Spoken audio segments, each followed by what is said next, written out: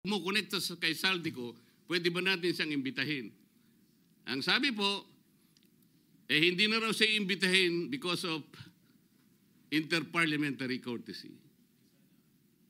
Ang sabi ko po, ang interparliamentary courtesy hindi po nalalabag kung iimbitahin lang siya. Halimbawa, invitation letter lang.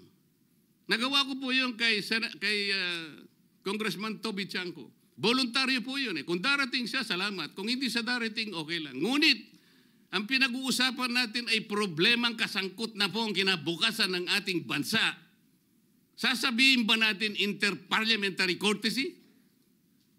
Nakikinig po ang buong bayan. Tatakpan po ba natin ang dahil sa interparliamentary courtesy? Nakasulat po ba sa bato yun? Absolute po ba yun? Yun po yung aking ikinasasama ng loob eh.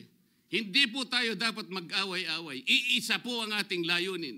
Ang ating bansa ang pinaka-importante sa ating lahat. Bakit po kinakailangang ilihis natin? Bakit po tayo gagawa ng paraan para pagtakpan po natin ang hindi dapat pagtakpan?